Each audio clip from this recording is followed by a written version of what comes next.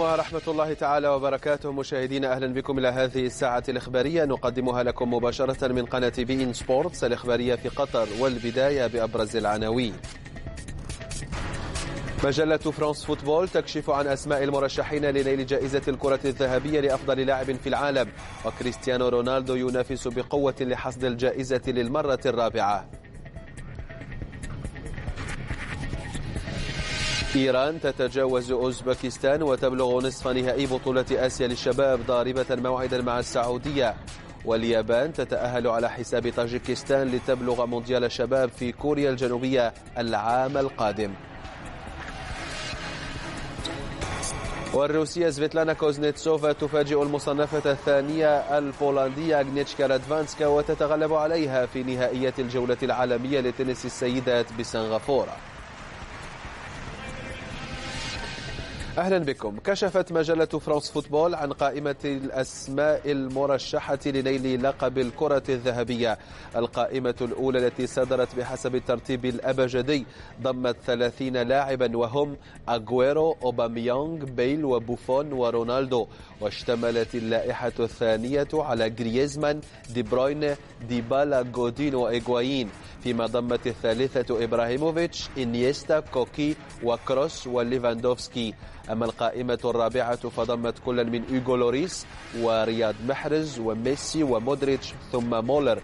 وضمت الخامسة نيمار، بوغبا، نوير، ديمتري بايت وبيبي، فيما ضمت السادسة باتريشيو، راموس، سواريز وفاردي ثم فيدال.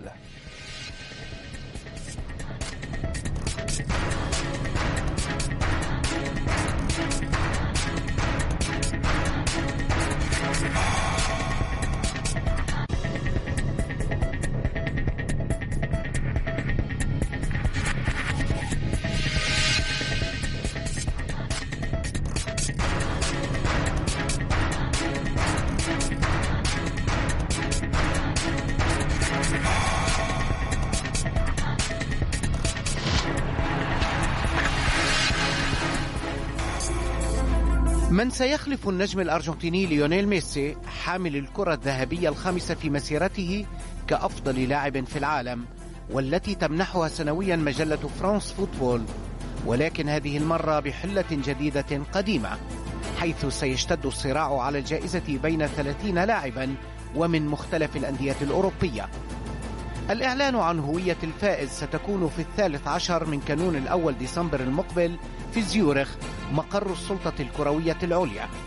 ولهذا تؤكد المجلة الفرنسية أن التصويت على الجائزة سيعود للصحفيين، خلافا لما كان معمولا به سابقا، حين كان التصويت موزعا على المدربين وقادة المنتخبات الوطنية والصحفيين، لأنها تضيف المزيد من الحيادية. البرتغالي كريستيانو رونالدو الأوفر حظا للفوز بالجائزة بعدما توج مع ريال مدريد بدوري أبطال أوروبا ومع منتخب بلاده ببطولة أوروبا الصيف الفائت، إضافة إلى 6 من زملائه واستبعاد كريم بنزيما.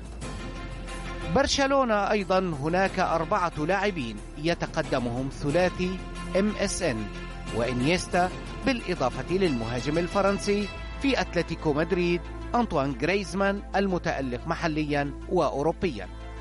وفي إنجلترا توزع النجوم 8 على أندية مانشستر سيتي ومانشستر يونايتد وتوتنهام وليستر سيتي وويست هام، ومن أبرز من لمع نجمهم الأرجنتيني سيرخيو أغويرو، إضافة إلى الجزائري رياض محرز ممثل العرب الوحيد والفائز مع ليستر بلقب الدوري الممتاز للمرة الأولى.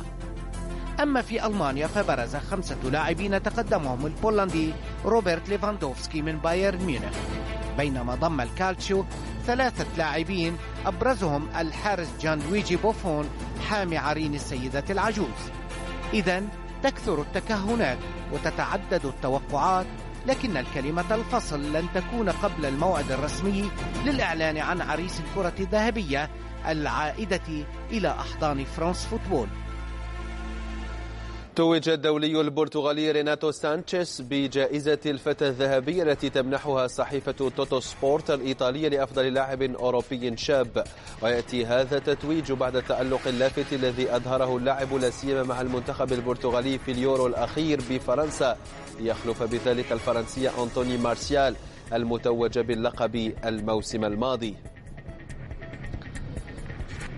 انفرد ريال مدريد بصدارة الدوري الإسباني عقب فوزه على ضيف أتلتيك بلباو ب2-1 مستفيدا من سقوط أتلتيكو مدريد أمام إشبيليا. فوز رفع رصيد الميرينجي إلى 21 نقطة بفارق نقطة واحدة عن أقرب ملاحقيه إشبيليا.